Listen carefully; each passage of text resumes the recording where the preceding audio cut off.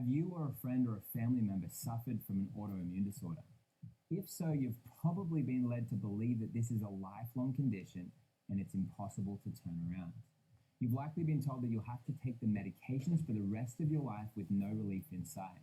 The fearful reality also exists that once you've developed one autoimmune condition, you're far more likely to develop another one or even multiple conditions. Why is this? Is it possible to reverse this deteriorating process? Is it possible that your body has the mechanisms within itself to reverse disease and heal? In this eye-opening series, we'll be exploring these concepts. You'll have the opportunity to hear multiple testimonies from autoimmune patients who have reversed their autoimmune conditions and are living happy, healthy lives. Today, we will begin by exploring what autoimmune conditions really are and what causes them to occur. You've likely been told that there's no way to know what causes these conditions, and while there may be various factors, we will see that really it comes down to some very core processes in our body that we need to understand. Understanding how our bodies work and how disease develops can have a profound positive effect on the rest of our lives.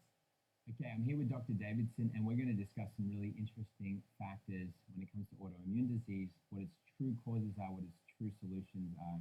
Pharmaceutical drugs are not the solution. Then what is? Yeah, well, I just think about my wife's journey. When she was 7 years old and she started having symptoms and getting sick, and the doctors didn't know what was going on, and they gave her some medication that caused brain encephalitis, and then she went into a coma for 6 weeks. And they ended up finding out that she had Lyme disease. And then as soon as they found out she had Lyme disease, and this is, almost 30 years ago now, but when she found out she had Lyme disease, they gave her, antibiotics, IV, PICC line antibiotics for about a year, and then oral antibiotics for another year. And I just look at, if that was the answer for her in that case, because oftentimes chronic Lyme will be in the autoimmune category as well. But if that was the answer for her, she wouldn't have had a need for heart surgery. She wouldn't have had a need for sinus scraping. She wouldn't have had to, remove herself from entering the Junior Olympics for swimming because of her health issues. All these different things triggered from that. And I always just see that being a Band-Aid, just trying to cover up symptoms. And when you're looking at solution, you always want to look at the cause, so in order to identify, okay, what do I need to do to get my body well, you have to identify what actually triggered it in the first place. And the big four things that I see from a practitioner side of things, Lyme disease and co-infections, which is it's in the pathogen category. You've got mold, and mold is a very major issue household. If there's ever been water damage in your house, if you ever feel better when you're outside of your house, sick building syndrome, a lot of the work environments actually have mold to them. So we've got Lyme and co-infections being a big trigger, mold being a big trigger, heavy metal toxicity, and you could say toxins in general, but there's such a big modern day epidemic of heavy metal toxicity that's happening right now. And also we know mercury directly provokes autoimmunity in people, demyelinase the sheath, which is basically like MS, multiple sclerosis. And then the fourth thing I would throw into that category is parasites. And in that, there's controversial treatments in the holistic world for parasites and for gut issues, which we can get into. But it's really these four things that if you have any of these going on, they're going to negatively affect the digestive tract. They're negatively going to negatively affect the thyroid, the adrenals. They're going to negatively impact the things that are what I consider downstream. And look at this, endocrinologist recommended me to remove my thyroid, chose to make changes and trust God. Today went to get my ultrasound and no tumor. Oh my goodness. Oh my goodness. Thank you for encouraging us. Hold on a second. Hey Rebecca, forgive me for doing this. You can obviously decline what I'm trying to do right now. Hey Rebecca, was that you that said that? Yeah. Oh, awesome. Amazing. Well, tell me, what happened? So back in June, I went to my endocrinologist, and I just kept asking the questions. Well, what caused this? And the typical answer, oh, hereditary, or we don't really know. And I told them, I don't feel like that's the answer that I'm looking for. I need to know what caused this so I can resolve this problem, because resolving it by taking up my thyroid is not the answer. Then I'll have to be put on medication. So I went to Oregon. I went back, and just, my daughter and I went back, and my husband's here. We're in Tijuana, Mexico. But I just told him, I just have to trust God. He has my plan. He knows. Um, he created me. He knows what's best for me. I connected with this by God, not by chance, and just really started diving into the information. I've been honestly doing this as if I'm in school. Went back today to our doctor here, who is an ultrasound doctor and radiologist, and he's like, "It's gone."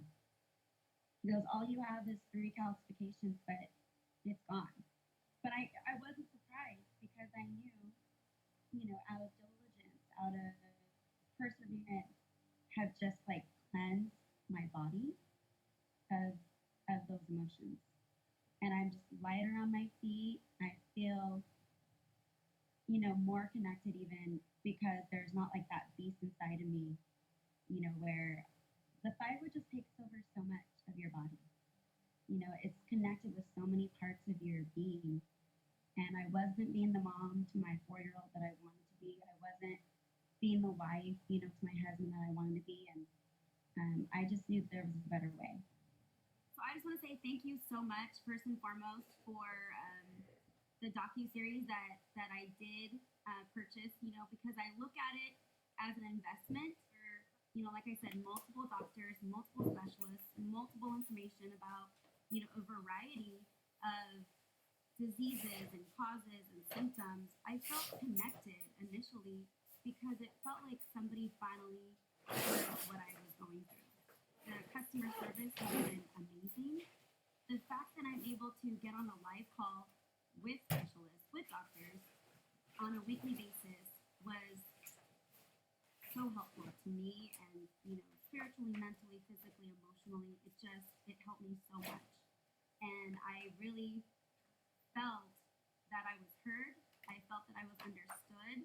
And that emotional part of it really helped in my healing process. Before we continue this episode, let me share an exciting opportunity with you. We're exclusively offering our most popular program package today only, with a 91% off discount for the viewers of our series. It's the Autoimmune Secrets Platinum Package, the most comprehensive and complete guide to healing your autoimmune issues naturally, with no harmful drugs, no side effects, and no expensive therapies. Not only does the Autoimmune Secrets Platinum Package include the best natural healing protocols for over 80 autoimmune diseases, but inside the dozens of hours of informative educational videos, you'll get answers about how to prevent and reverse challenges to your brain health, depression, and anxiety, and how to heal your brain with food, and how to reset your whole body with proper nutrition. All of these hours of health knowledge that we've captured on film and transcribed in the Autoimmune Secrets books and DVDs can literally become your personal medical reference library, permanently located in your exclusive members hub that you can watch or read at your own pace and share with your loved ones at any time you wish. The interviews and step-by-step protocols that we've gathered through asking the right questions to over 70 plus of the world's best natural medicine doctors, and by traveling to America's world-renowned Blue Zone, famous for its healthy centenarians, meaning people that live to 100 years and beyond healthfully. These are truly life-changing resources. The same information has saved my health, helped my wife Lori fully recover from depression and anxiety naturally, also saved and helped her reverse her own autoimmune conditions. We all managed to get healthy with no drugs and no expensive protocols. Instead, all we used was healthy ingredients, plants, spices, and drinks that act as natural medicines for our body. Once you understand how to make this transition into healthy eating and natural treatments, it gets really easy and the results are truly life-changing. We're talking about future decades of your life being transformed and improved by living your life feeling healthy and energetic, maybe for the first time in years. We left no stone unturned for people who want to find out the truth about reversing autoimmunity naturally, and we're proud to say that we're the only investigative journalist team that is dedicated to the unique needs of autoimmune sufferers. You need answers and specific steps on how to manage your disease and how to get to the root cause of your disease and become completely healthy. No matter where you're at in your health journey or how severe your case is, you can get better. And we have thousands of success cases to prove that. The Autoimmune Secrets Platinum Package contains everything you need to know to start your healing journey. Here's exactly what's inside the Platinum Package. You get all the digital and physical versions of the entire Autoimmune Secrets docu-series and over $2,000 in bonuses. For a one-time payment of $197, you're getting all 10 full-length episodes of the Autoimmune Secrets docu-series online and on DVD. You get the episode transcripts for you to read, take notes, and start implementing our expert doctor's advice right away. The 6-module autoimmune recovery protocol includes 6 written guides, 6 module videos, and 6 weekly live expert calls, and 6 monthly live expert Q&A calls. This means that you can log into your exclusive members hub and participate in the 6 weekly and 6 monthly conversations I'll be having with the experts, where I share your questions and get your specific answers without you having to pay hundreds of dollars on appointments, traveling for hours, or waiting in the 6-month waiting list to see one of these expert doctors. To give you an understanding what people pay to see the experts in our series, it's ranging between $300 to $800 for one single 1-hour appointment. So just to give you an understanding of how valuable it is to actually get all this included, the 6 weeks of weekly calls with our expert doctors from the series, so you can get that knowledge and information and get the results and the benefits that you deserve.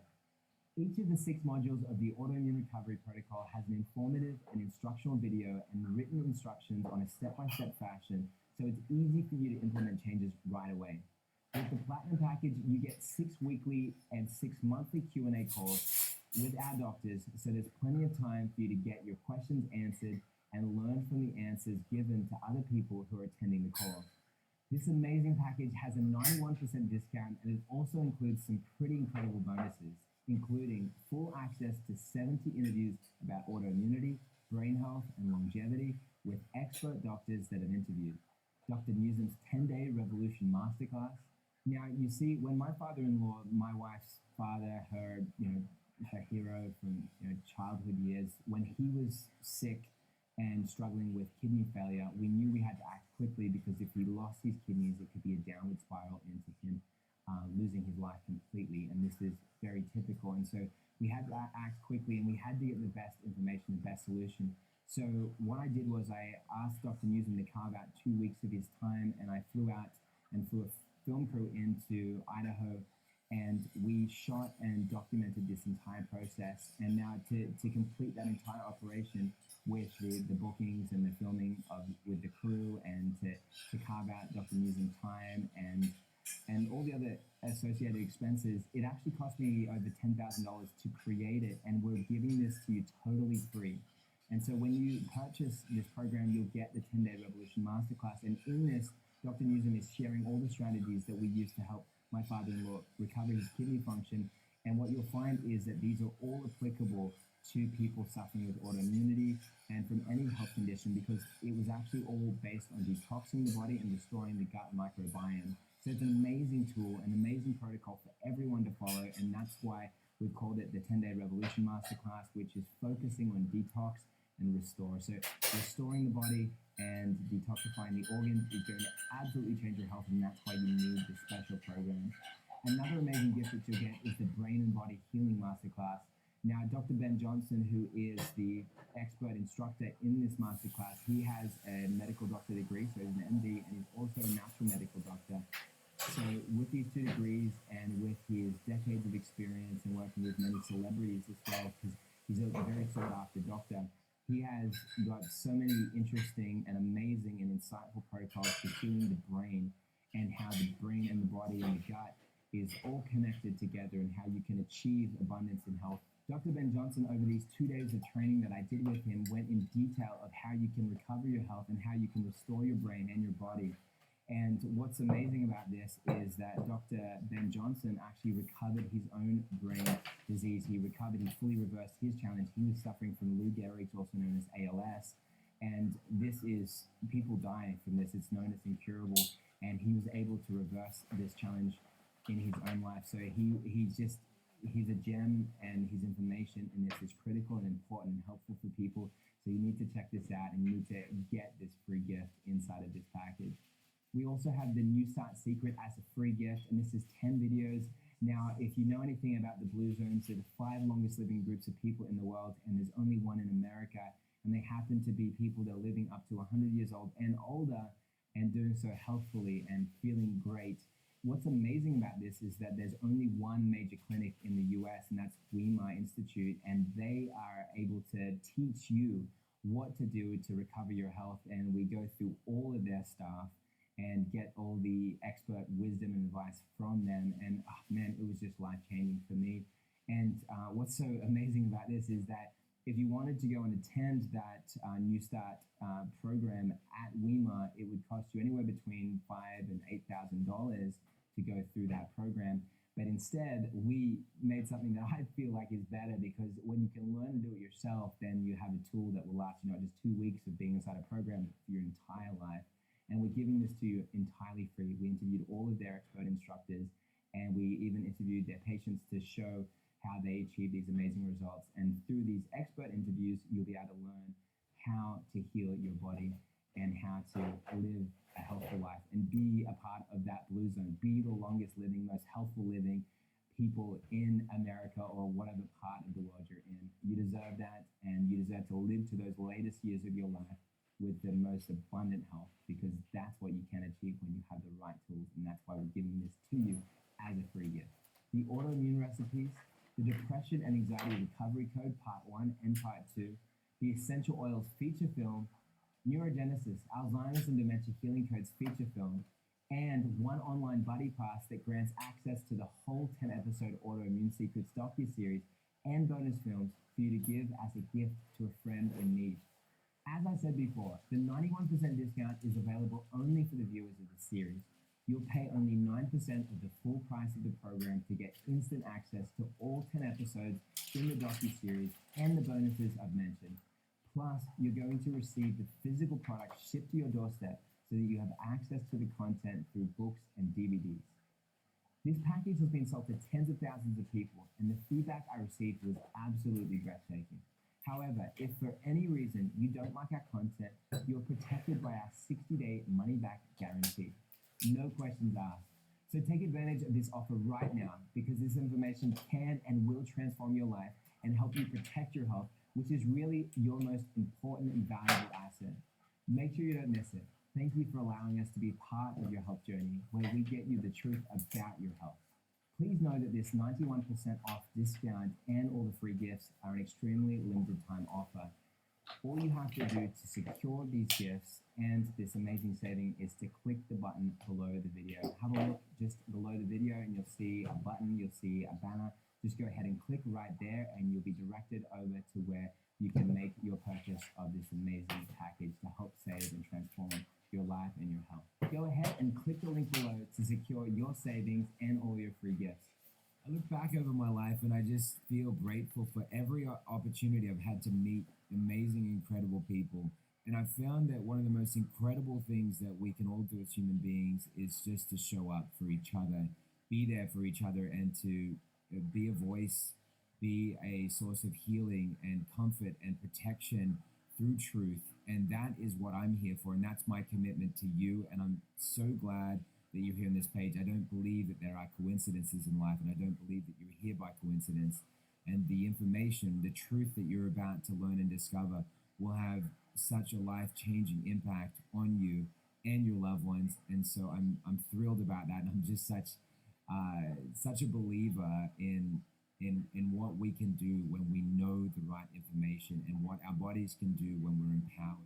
One more thing I want to leave you with is a very special event in my life, and that is perhaps the most wonderful thing that's ever happened to me and my wife, and that is the birth of our baby boy, Asher. We don't take it for granted. My wife being on medication for depression and anxiety, and having a body that was failing with hypoglycemia, anemia, chronic pain from head to toe, irritable bowel syndrome, among other things. She was not in a place where either of us felt like emotionally, between us and with herself and with her physical disease, she couldn't. We weren't in a place where we could have a baby, and we also suspect infertility because we didn't fall pregnant for the first 5 years while we weren't careful. So you put these factors together and you realize that everything that we experience in our life, the most wonderful, precious gifts that we experience are because of the truth and the knowledge we applied. And it was through creating this series that we learned the knowledge that we were able to apply. And so it's very recently that we've just celebrated the birth of our baby boy. And I want to just give you a little snapshot of what this looked like for us and how incredible this experience was for us to have a healthy baby boy and to have a healthy pregnancy when so many of my wife's friends, my friends that are women, are not able to have that experience. But the truth certainly did set us free. And it was this truth that got Laurie off the depression, anxiety medication, had her brain functioning without all the fog and the mental breakdowns and all the things that were happening that were really tearing us apart as a couple. Right then. Yeah. All right, babe. Ready? I haven't heard of them. No, it's not part of him. It's not part of him or you. That's some other thing. It's the mother baby. Yes. You're free, buddy.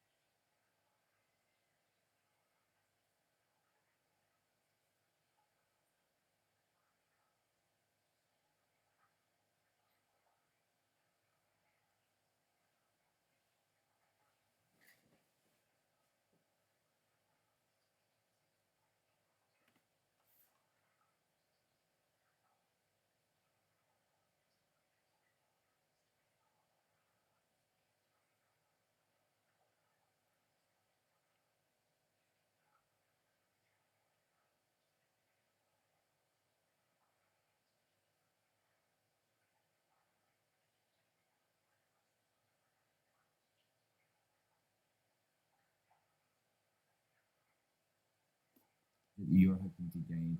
Share with us in the comments. We want to hear. I want to know your name. I want to know what you're going through, what you're experiencing, the trials you're up against, and I want to know what you're looking forward to. What's your hope? What's your aspiration? Why are you here? And how can we best serve you and give you the best possible experience? This is Jonathan Otto. It's a pleasure to be with you. My wife and I, Laurie, and our baby boy Asher, welcome you, and welcome to this family. This is a family, a community of people that are achieving and striving abundant health, and you're a key part of that. So welcome and thank you so much for being here. Please leave us a comment below. Please hit the share buttons so people can come and be exposed to this. Share this resource with your friends and family, and come with us on this journey of a lifetime so that we can learn, grow, and heal together. So my name's Arthur. I live in Central Virginia. I'm 53 years old. I had a series of personal trauma in my life. My sister died. I was separated from my wife, and my body just couldn't handle the stress.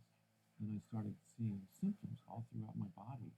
And I went through a series of doctors, probably 15 doctors over a 2-year period.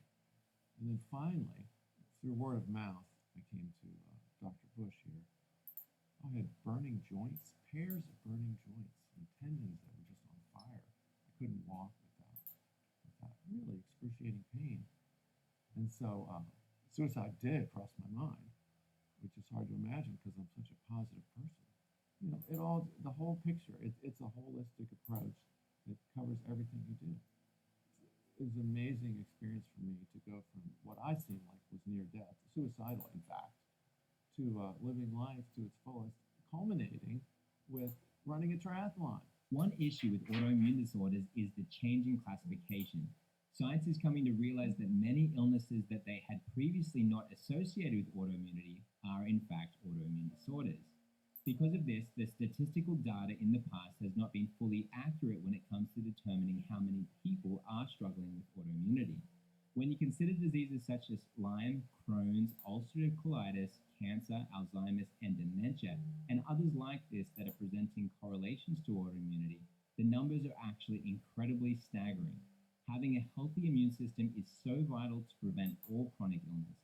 Since so much of chronic illness is related to inflammation as well, we need to be aware of how reducing inflammation and supporting a healthy immune system can transform our bodies and our lives. How big do you think the autoimmune problem is for the world today? Yeah, the numbers have not been well studied in the last few years, but we have done them in decades past, and the numbers started to get scary enough that you on your journey right now, I think you're going to find out that you are just one of millions in the United States that are dealing with some subset of this autoimmune or immune dysfunction phenomena. In the early 2000s, around 2001, a NICE study was published looking at the incidence of thyroid autoimmune disease, which is arguably the most common autoimmune condition that we see in the United States. And this was done, interestingly, in 12-year-old girls. And so this was the first kind of population universal screening that had been done in young children. And so in this 12-year-old population of middle school girls, they found an astounding 25% already positive for autoimmune antibodies to their thyroid. That was a huge explosion of kind of sobering information in that era, because at this point we had thought that one in 8, 1 in 10 girls might go on to have autoimmune disease, but to see 1 in 4 already with autoimmune patterns and antibodies positive to damaging their thyroid gland by the age of 12 there suggested that we had had a really universal breakdown in the environment around these young people.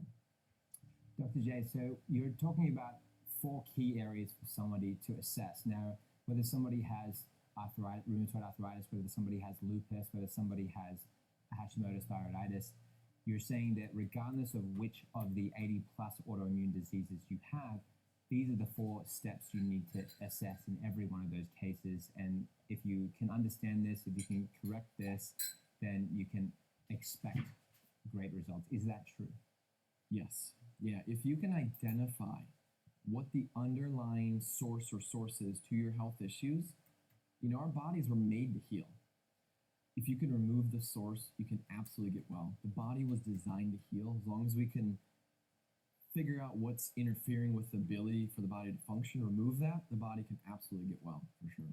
What is an autoimmune condition? You hear about lupus, you hear about rheumatoid arthritis, you hear about you hear about MS, multiple sclerosis, and a lot of gut issues like ulcerative colitis, Crohn's, fall into this autoimmune category.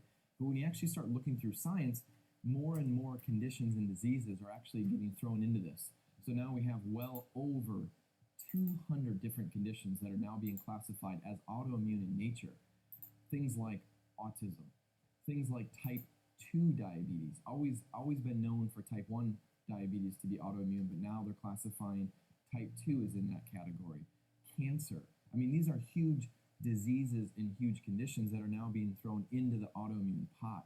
So when we actually look at autoimmune, it's almost scary to think where it's moving toward. Essentially, these autoimmune disorders are all manifestations of your immune system malfunctioning and appearing as various symptoms at different times.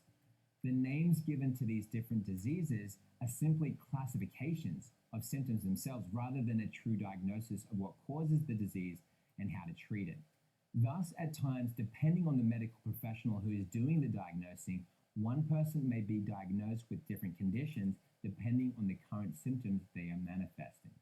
Hi, I'm Rachel Carnute, and my daughter, when she was 9 years old, was diagnosed with an autoimmune disorder called juvenile dermatomyositis, which was skin rashes on her face, on her legs. She had arthritis in her hands and arthritis in her knees, and we were able to find a holistic doctor to help us and get us on this road to recovery. in my hands. I had arthritis, and I could feel like at school I stopped doing my alpha bars because my hands hurt. And I feel like with my hands like this much again. My skin rashes were on my eyelids and my cheeks, and a little on my neck and Wow. And you had arthritis in your knees that was diagnosed that you didn't know about, in your hips. And at one point, when we didn't realize what it was, what was going on with her, she was sick. We were living overseas, and she had this terrible stomach pain and was so weak after being sick that she couldn't even jump up one flight of stairs, like one little step. But now we laugh because she could jump like 3. So she had a lot of muscle weakness too, associated with her autoimmune disorder that she eventually got diagnosed with. Cecilia was, one of my patients. She'd been little girl. She was diagnosed with a disease called juvenile dermatomyositis, which is basically it's a skin and a muscle inflammation. So it manifests with rashes. It manifests with a lot of pain. And this little girl was a gymnast, and she couldn't get on the bar. It hurt too bad. So, one of the things we did with her is, of course, autoimmune disease. You've got to look for 4 triggers, the 4 big common denominator triggers. So for her, she was gluten sensitive, and it was very obvious.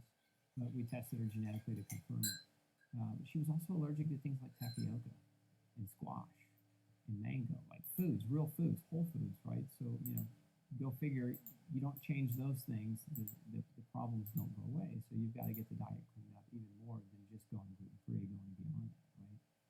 And then she had several deficiencies, several nutritional deficiencies that we had to get corrected as well. And so within about 4 months, it didn't take very long. I mean, we went from, first meeting her to getting her diet identified where she needed to be, to her following that.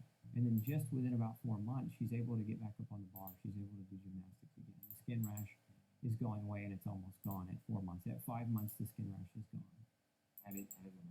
Amazing. Amazing. I mean, it was the hardest journey ever, but, God brought us through it and led us on certain paths. And one of those was Dr. Osborne. And it's amazing to look back and know that she's completely healed through all her hard work. And it's a lot of cooking and shopping involved, but she's done it. I mean, she's had to change her diet, and she's had to take supplements and learn how to do all that. And it was a slow process, but looking back now, my husband and I just like, wow, because it's been a little over a year since we saw Dr. Osborne, and she's amazing. The other way to deal with this would be to try to deal with it at the source or the root cause of this. And that is difficult because disease tends not to be something that is caused by one specific thing. It's not like if I take one medication, usually it gets rid of my symptom. But because when we're trying to look at the root cause, your body is always looking for an out, as far as like if you were to abuse it in one way or the other, say you are to cause damage to one pathway, your body will say, okay, it's not working this way. I'm going to try another. And so it has a lot of different ways for it to deal with the way that we abuse our systems until things just really break down. It's just lost everything. So that's why, when we address it with lifestyle, you can't just say, okay, I'm going to put on one herb, or I'm going to now exercise because I used to not do that. You can't just go about it with one therapy. A monotherapeutic approach is not going to work. And with lifestyle, you have to understand all the different mechanisms that may be broken, and do your best to address as many of them as you can, as soon as you can. And especially the more serious your condition is, you have to be committed to it. That is psychologically, I think, a challenge because so many of us, we like to take our aspirin for our headache and run. I tell people, if we think about it from, the perspective of when we get sick, for instance, we have a fever. And we're used to taking something to bring that fever down because we feel a lot better. That fever is not a bad thing unless it gets out of control. But that fever is your body's way of allowing its immune cells to get to their targets faster. They can get to their targets like 70% faster just because the body temperature goes up. And they're able to kill more pathogens with higher body temperatures. And so for us to now decide that we're going to get rid of a very important mechanism that our cells have to fight disease, it kind of shortchanges us. So that's what I just wanted to illustrate, that your body is always working to help. And so when you see all these autoantibodies happening, it would be prudent for us to look to see what is happening. Where is that inflammation happening? Do I have maybe a chronic low-grade infection that I've been struggling with for many years? Do I have overgrowth of the wrong kind of bacteria? With massive health issues here in America, we often don't feel that we have much of a say in how healthcare is administered, since we have to have it. It's not a service we can choose not to utilize. At least this is the way many people have felt about healthcare. Perhaps they can't afford it, but they have to have it, so they have no choice. The healthcare industry knows this and has unfortunately taken advantage of Americans who are in desperate need of assistance. Because of the extreme amount of profit that comes from this supply and demand condition, the medical industry is not highly motivated to help people truly heal, but is instead motivated to keep people sick. This doesn't mean everyone who works in healthcare thinks this way, but instead that the system as a whole is corrupted when it comes to actually figuring out what truly works best for the patient.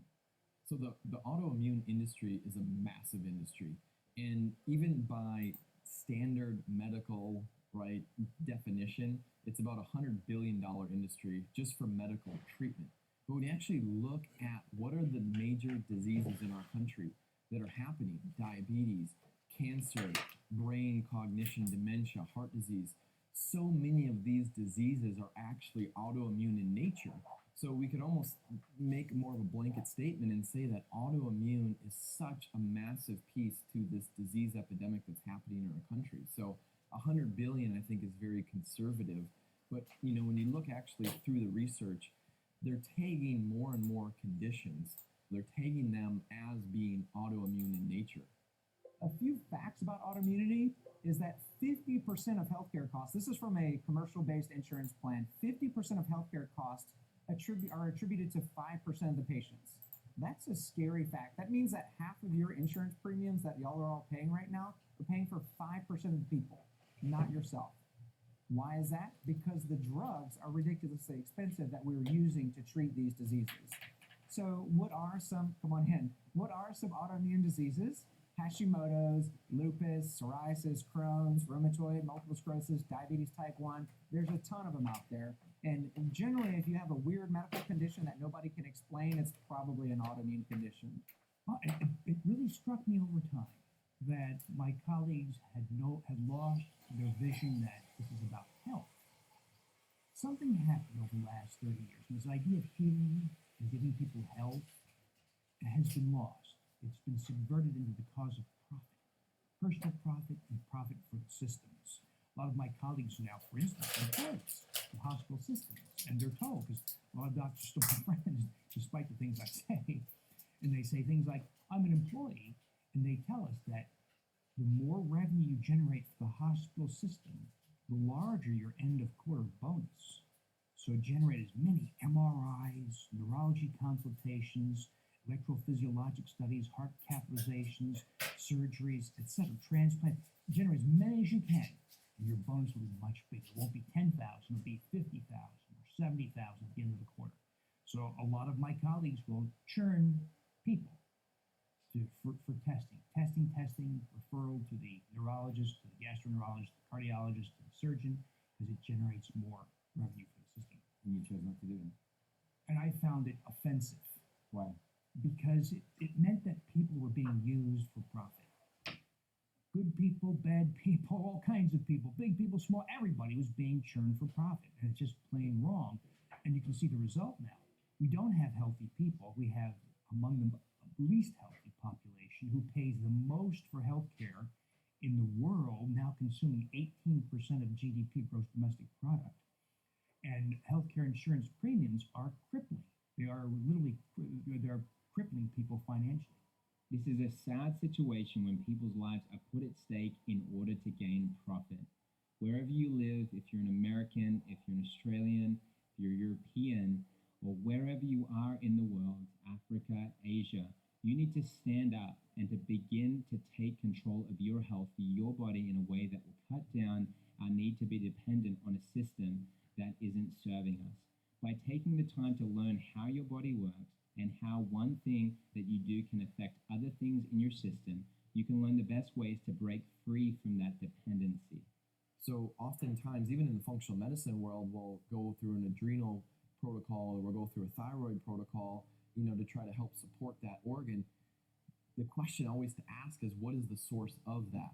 And if we can identify what that is and then remove it, now all of a sudden everything that's downstream can start getting better. And from an autoimmune standpoint, Dr. Alessio Fasano, 2009, actually wrote an article in the Townsend Letter on this.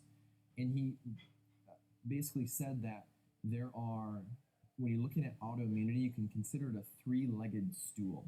So if you imagine a stool with three legs on it, if you take any leg out of a three-legged stool, what happens to the stool? It tips over. And what he's saying is, you imagine autoimmune on top. And as soon as you pull a leg out, that stool tips. Now you've triggered autoimmunity. And when you look at the three legs, he says one of them is environmental triggers, or really what we'd consider like the stressor category. Another one is genes or genetics, which I would also say the genetic expression in that. And then the third leg by itself is actually leaky gut. And from a science standpoint, for any researcher, listening to this right now, if you're a researcher, you get a little like, well, is leaky gut even a real thing? Well, when you actually go onto PubMed and type in leaky gut, you're going to find all kinds of stuff. Now, 5-10 years ago, not so much, but it did exist, but it used the name intestinal permeability. So intestinal permeability just means that essentially, that there's essentially the junctions in your gut are open bigger than they should be, letting things in that shouldn't be. And when you let things in, like big undenatured proteins or, any type of food, any type of pathogen, let it in, now the body's going to start attacking it. And that's usually where autoimmunity starts getting triggered. So the gut, for sure, super important, leaky gut. But it's usually a downstream issue, like mold, parasites, heavy metal toxicity, Lyme and its co-infections are usually upstream of what causes downstream issues like gut issues. And we can't forget about the mental, mind, emotional stressors, but that's another piece of the puzzle too. So what are some other autoimmune disorders that we consider autoimmune? We consider asthma, eczema, nasal allergies, any kind of allergic component is on the autoimmune spectrum. It's not really autoimmunity, but it goes away with some of the same things we do with autoimmune, so we kind of lump it in there. And then is autoimmunity inherited? Oftentimes people say, well, my mom had Hashimoto's, so that's why I have Hashimoto's. So Hashimoto's or autoimmunity in general, you could be predisposed to, but just because your parents have it doesn't mean that you're going to have it. It is reversible. We've seen it. We've got patients to prove it. Y'all have probably seen or heard of people that have reversed it. And so if you have a propensity towards autoimmunity, you can protect yourself from it by taking some of the same measures before you develop it. So if you take home anything from this lecture, it's actually this tree. Because all of us are a tree, and we have our roots, which is our gut. Our gut takes all our nutrients and rain and sunlight and all that and makes it all into energy, right? There's no other energy source besides what you put in your mouth. So our root system is our guts, and everything that you see above is our systems, our symptoms, systems, whatever you want to look at it. So let's call one of those branches is autoimmunity. So say you start developing symptoms, one of those branches is an autoimmunity. And then we want to get a little more specific and say, well, that specific branch is Hashimoto's because the symptoms that go along with that are brain fog, fatigue, joint pain, and you have some Hashimoto's antibodies. Well, that's important, but we don't want to stare at the fruit too long because that's not the root of the problem, right? If you've got a dead branch of a tree, are you going to go looking at the leaves and say, well, clearly the leaves are defective because they're dead? No, you're going to go look at the branch, then you're going to look further down, you look at the roots, wonder why isn't it growing, right? So that's one branch, but what about the other branch up there? 30% of people who have one autoimmune condition develop a second and even multiple others. So while you may have an autoimmune condition that may not be that severe, you might develop a second one that is more severe. So I say that, and I don't want to scare people, but if you have Hashimoto's disease, your risk of developing a second autoimmune condition, which might be diabetes type 1 or multiple sclerosis, those are really potentially life-changing. Yes, Hashimoto's and brain fog stinks, but not being able to see from multiple sclerosis is a lot worse, right? And so the things I'm hinting at with those other apples are paralysis, blindness, numbness. Those are signs of multiple sclerosis. So if you look at the conventional medical model, they're going to give you a drug for every symptom out there and try to fix those problems. But we don't want to focus there at all. We want to focus down at the roots. And the two biggest things that you want to take away from this lecture is if you want to reverse autoimmunity or protect yourself from autoimmunity, then you need to make sure these two broad categories are great. Your gut is your number one life support.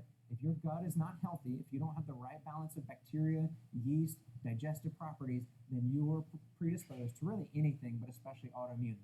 There's a powerful tool set that's valuable to all people. Whatever condition I have as I'm watching this series, every single piece of information is going to be valuable to me. What would you like to say in regards to that? It's a great point when we're looking at a label. So I feel like from a clinical side, and I'm working with a client, it's easy to get caught into, I want a certain diagnosis. I'm just looking like, what do I have, right? Oh, I've got MS, or I've been diagnosed with lupus, or I've been diagnosed with rheumatoid arthritis. And then it's like all of a sudden it stops from there. Like all I wanted was a name. And I would say, let's remove that label. Because inevitably it still's not telling us what's the source of it. Like why did MS or RA or lupus show up when you're 35 years old and you didn't have it when you were younger? It's obviously not genes, it's something got triggered, something's a source of it. So let's just try to put the label to the side and boil down and try to figure out, okay, what are the underlying issues in my body and how can I remedy them? When you're looking at autoimmunity, Sjogren's, Tourette syndrome, lupus, RA, multiple sclerosis, fibromyalgia, chronic fatigue, like any of these diagnoses, from a clinical standpoint, I always want to rule Lyme disease out. Now, am I saying that if you've been diagnosed with any of the ones I just, mentioned, you have Lyme disease? No. But so oftentimes, Lyme disease is known as the great mimicker. And if we just say, oh, I've got RA, and we stop trying to figure out, well, what triggered that? Why do I even have it? If that is a correct diagnosis, then we stop looking at the source, where it could be a bacteria like Lyme disease that actually triggers this, or mercury toxicity, right? You get a filling drilled out, the mercury exposure sets the body over, and all of a sudden you developed MS and you're not sure how that happened. We don't want to just settle for a label. We always want to look at the source. We want to find the source and correct that. One thing that science is shifting its view on is the way autoimmunity is understood. In the past, it's been thought of as an overactive immune system, so it needs to be shut down. Therefore, treatment has consisted of attempting to incapacitate the immune system. Unfortunately, this leaves the body completely defenseless, which allows for even more diseases to develop. When we understand autoimmunity in its correct view, we can support the body to help correct the immune system's dysfunction and facilitate healing. Autoimmune disorders are one of the most misunderstood conditions in medicine, in my opinion. Most of medicine is operating off of an old paradigm, an old thought process where they are operating under the assumption that the immune system in an autoimmune disorder is actually an overactive immune system. An immune system that's over-aggressive and overactive and over-vigilant, if you will. And the truth of the matter is that's not the case. The truth of the matter is that a person dealing with an autoimmune disorder has a dysfunctional immune system. They have an immune system that has lost its ability to differentiate between who's good and who's bad. And because of that, the immune system may be attacking different tissues in their body, different types of hormones, or different aspects of different organs, or so on and so forth. The thing is, the immune system is not overactive. The immune system is misguided and has lost its ability to tell what's me and what's not me. So I want to use this analogy. Okay, we have a boxer that is the heavyweight champion of the world. We have another boxer that's his opponent. Okay, now let's say the heavyweight champion has a cold. Okay, he doesn't feel well. He goes to the ring and he has a round with this other fellow that's also a professional boxer. Okay, this other professional boxer just has his way with him for the first round. Okay, first round, the champion gets beat up a little bit, right? Well, let's say we go into round two, and not only is the champion beat up a little bit, but we blindfold him. Okay, he comes into round two blindfolded, so he can't see his opponent. He knows there is an opponent there, but we also put both cornermen, all the judges, and all these other people. We just let everybody into the ring. Okay, so now the ring's full of people, and we have the heavyweight champion of the world's best boxer, against the contender, who's the next best boxer in the world. Okay, they both know each other's there. Heavyweight champion goes out in the ring, but he's blindfolded. Okay, he's blindfolded, he can't see. So he can't tell who's his opponent and who's not. Okay, how do we determine who he's going to knock out first? Is he going to knock out his opponent, or is he going to knock out one of the judges, the referee? Or okay, what we don't know is who he's going to knock out at all. All right? He may knock out everyone. He might not knock out anyone. Okay, giving you this picture because this is what's happening in an autoimmune disorder. Your immune system is the world's heavyweight champion.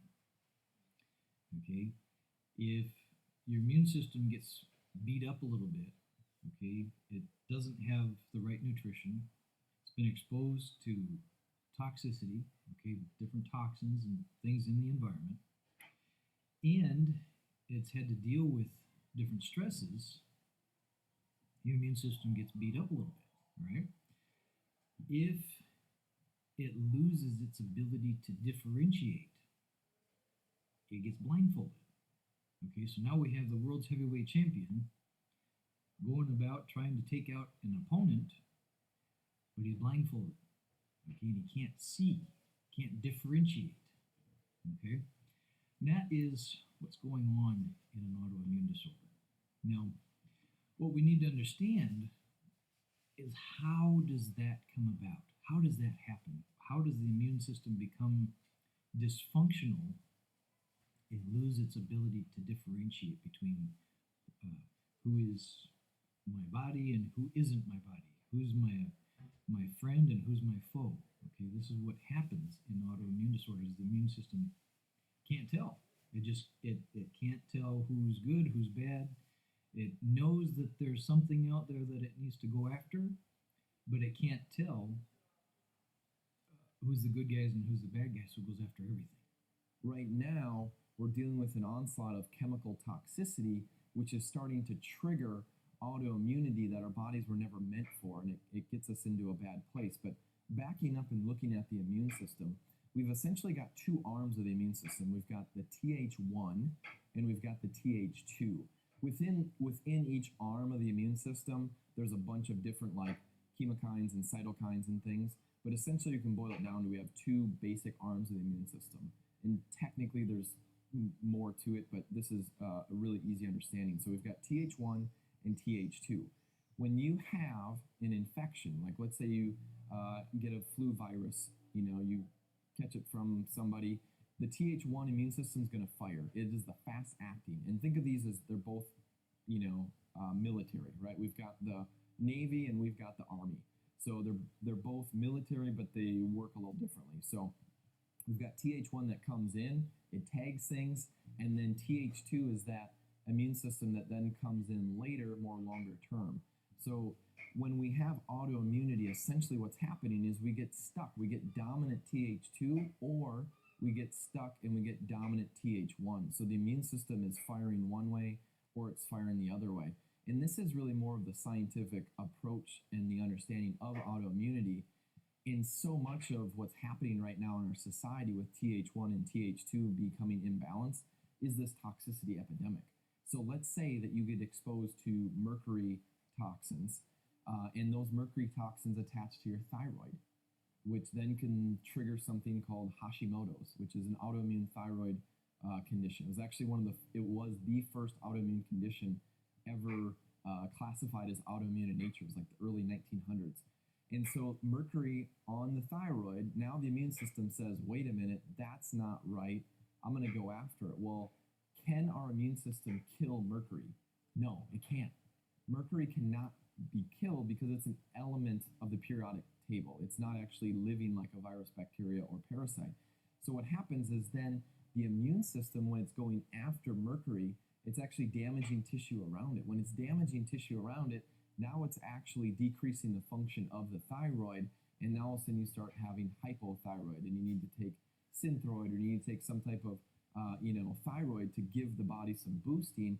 And the goal isn't that you need that to help with the body's, help with the body. Inevitably, that's just treating the symptoms. So we have to identify, okay, why is the body actually attacking the immune system, or the thyroid cells? Why is it attacking it? And how do we shut that off? And basically what happens is this Th1, Th2 just becomes tipped one way, or it becomes tipped the other way. And, autoimmune in nature, we're looking at big diseases like cancer.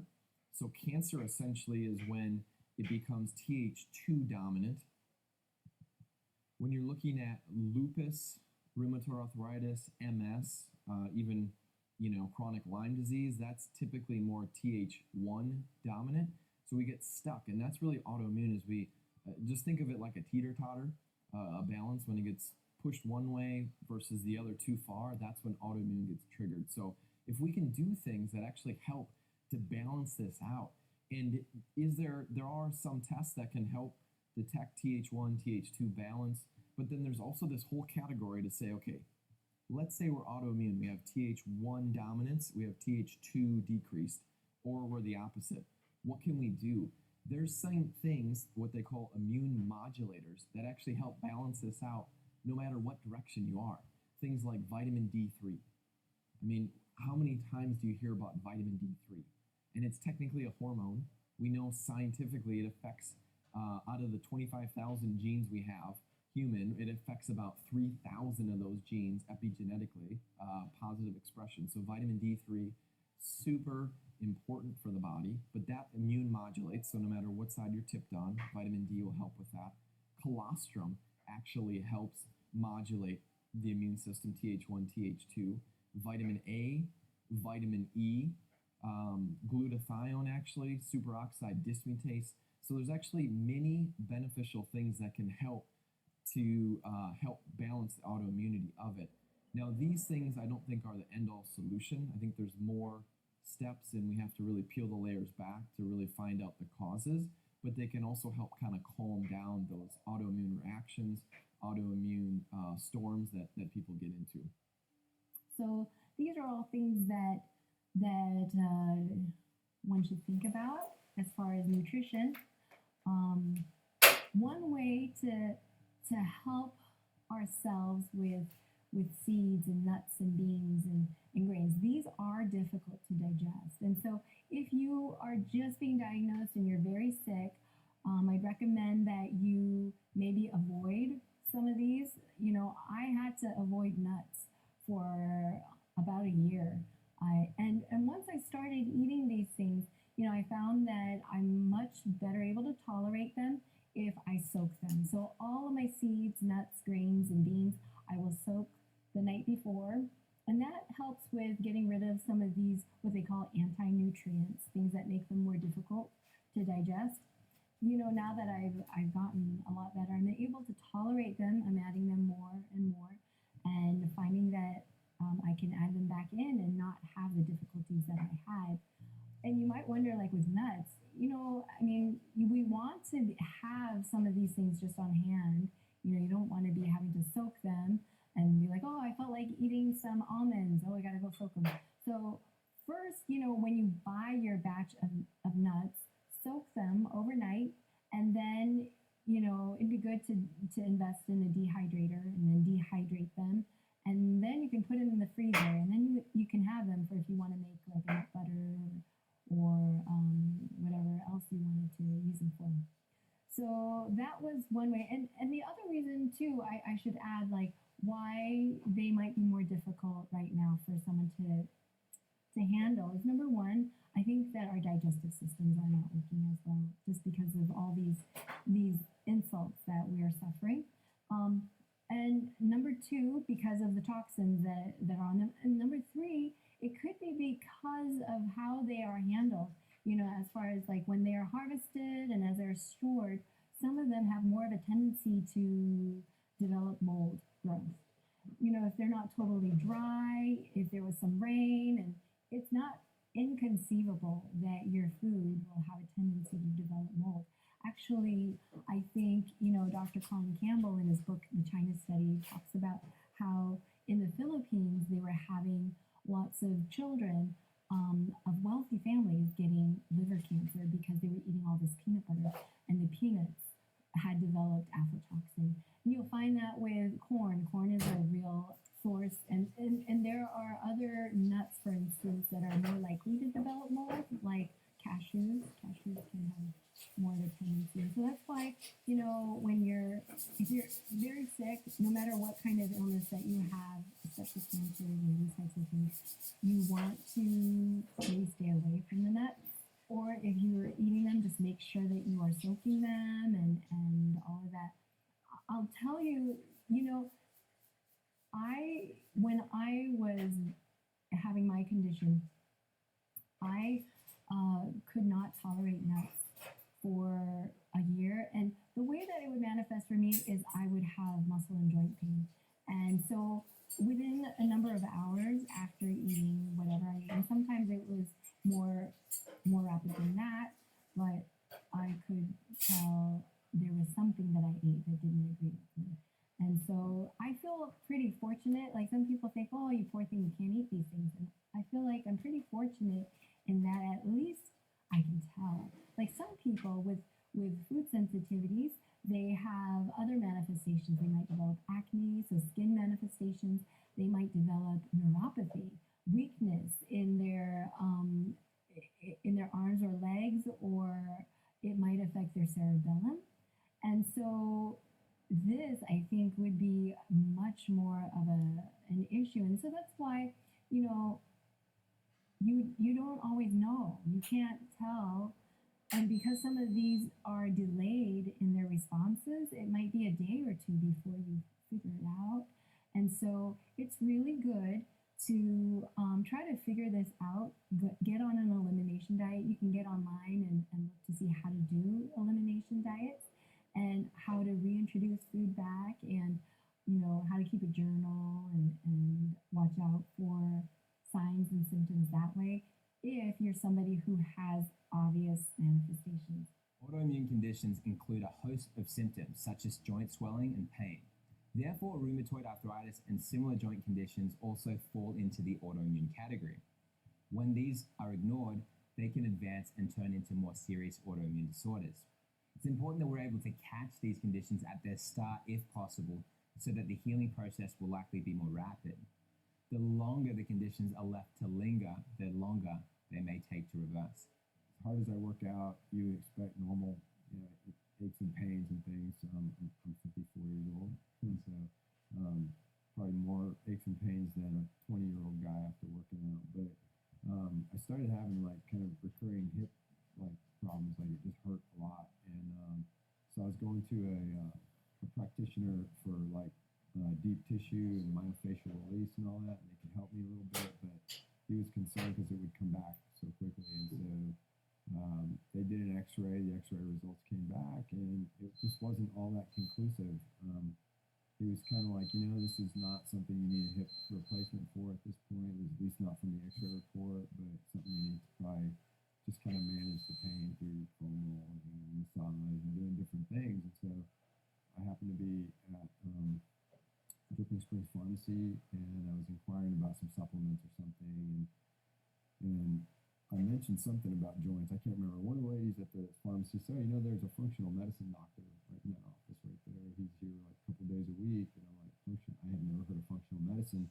And so, and I'm a functional fitness guy, so I thought it kind of, the terminology kind of piqued my interest. And so she gave me a little card of his, and on it, it talked about stem cell therapy for joints without surgery and about supplementation and all that in a holistic way. And so I called and made an appointment, and I went in and talked to Dr. Oob, and the engineer side of me, I like data and I like information, and so I would ask questions and he would just fill me with data, and it was just like, all right, I gotta go look this up. And come to find out, he said, yeah, we can do stem cell therapy. He looked at my X-ray report and decided that, it didn't look like anything that required like major invasive like hip replacement or anything. But he said, before we talk about stem cell, I want to make sure you're healthy. And he said, you look healthy, you're a fitness trainer and all this stuff. And he ran a very, very extensive blood test that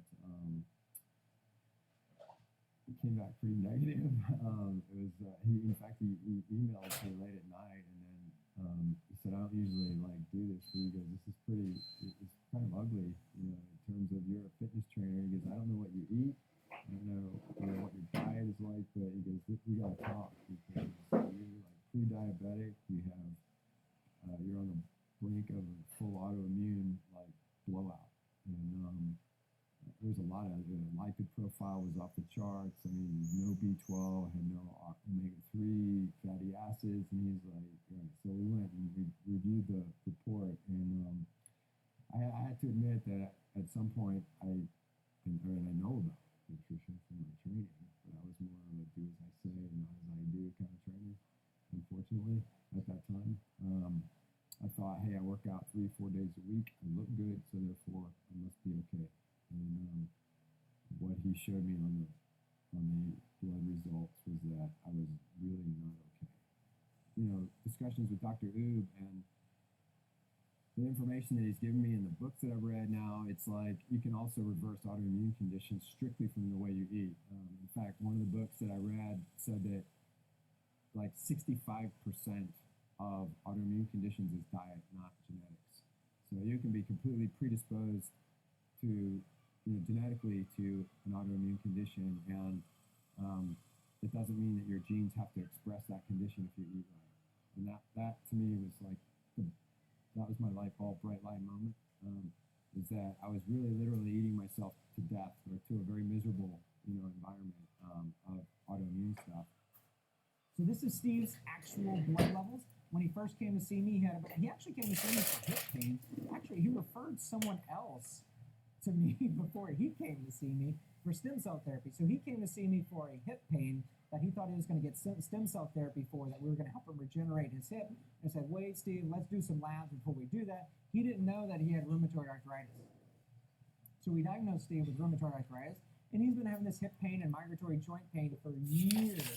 So after, I think this is about 6 months, I didn't write it down, about 6 months, his rheumatoid factor dropped by 4, from 22 down to 18. Now that may not seem like a really big drop, but if he drops by 4 one more time, he's normal. He is technically normal, and he has reversed rheumatoid arthritis. This is a debilitating arthritic condition. I don't know how many of you people know or have seen anyone with rheumatoid arthritis. It is disturbing what they look like in their 70s and 80s. Their hands are just riddled with arthritis. Their fingers point the wrong way. It's horrible. And to think that this can be changed by removing gluten and dairy and sealing leaky gut instead of Humira is incredible. And Steve did it. So he also had lupus. He was on the lupus spectrum. So if anyone knows what this test is, it's called an ANA test with a reflex. The ANA test is a way to throw out a broad net and catch as many fish as you can in the autoimmunity sea. And then when you drag that net up, you see if you caught any fish. If you catch any fish, you're listed as positive. Done. You caught a fish, an autoimmune problem.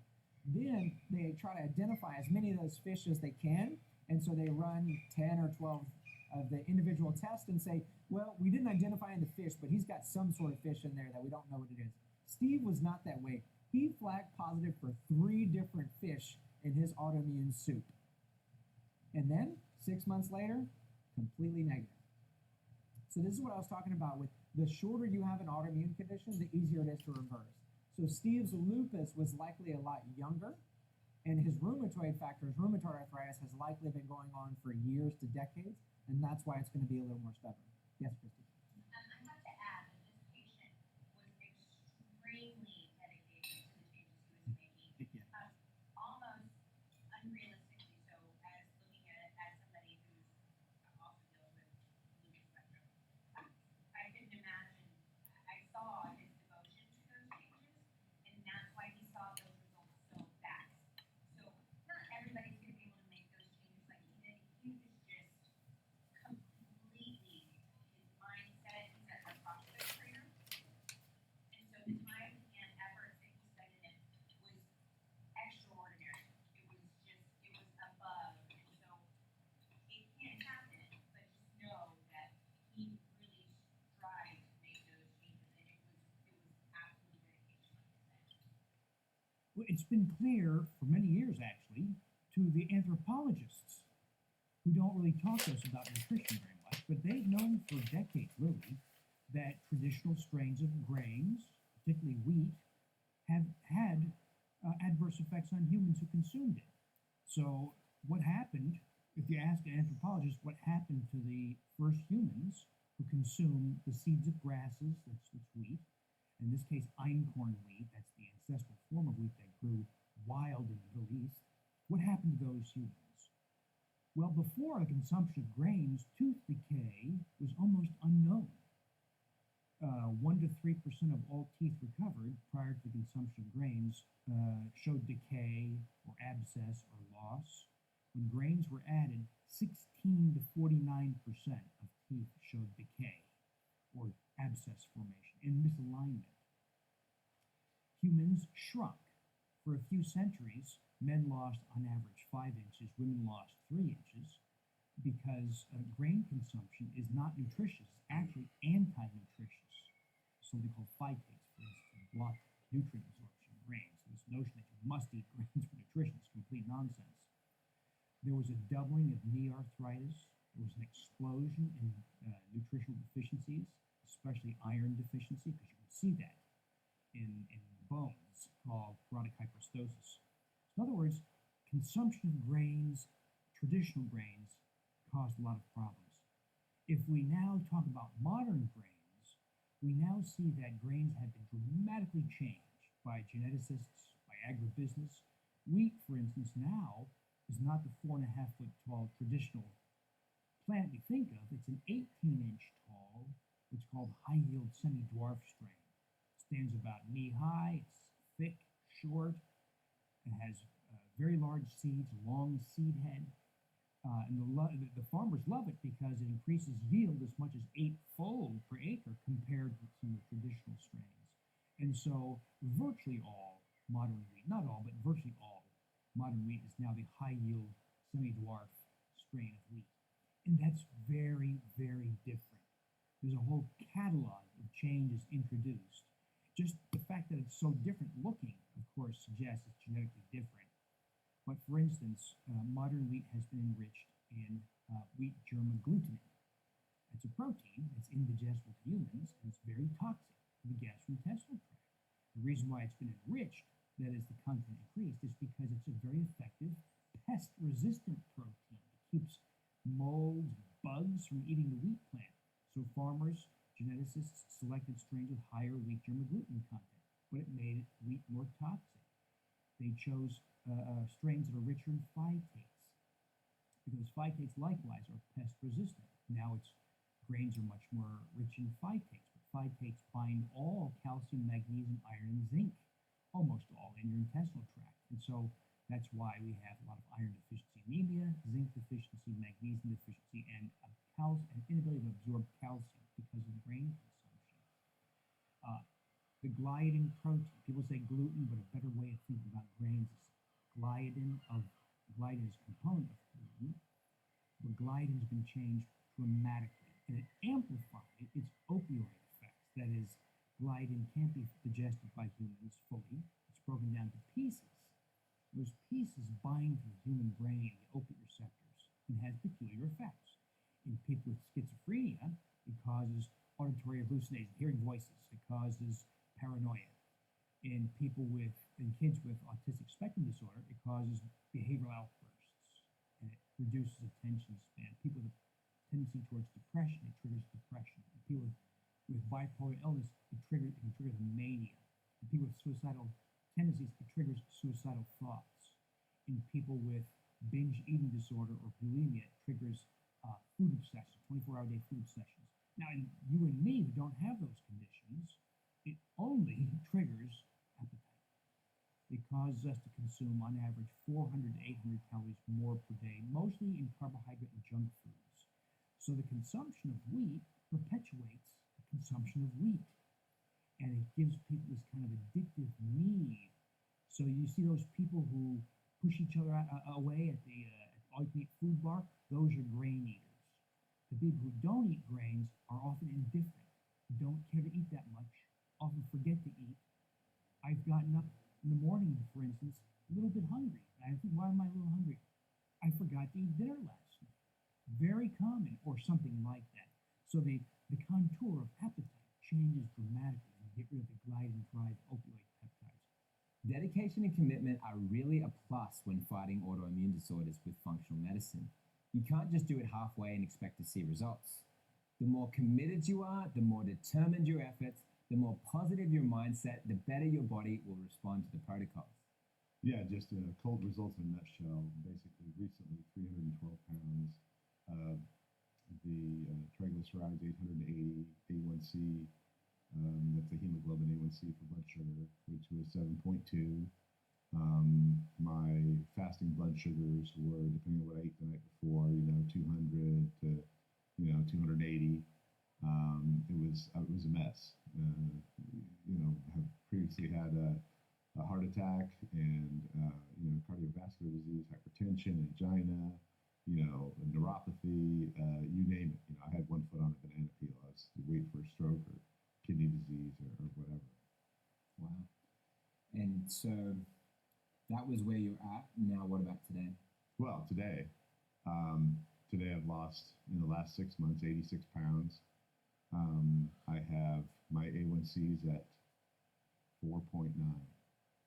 So that is well below the diabetic level. It's below pre-diabetic level. It's actually like below even optimal for just optimal human health. It's like ideal, 4.9.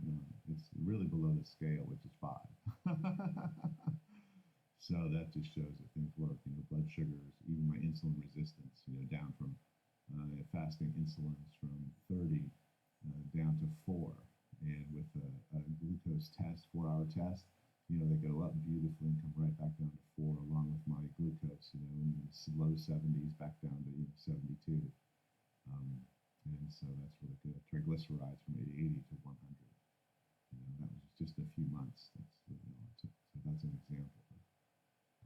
But those are just kind of numbers, the real changes. They're emotional and mental, and they really continue to unfold.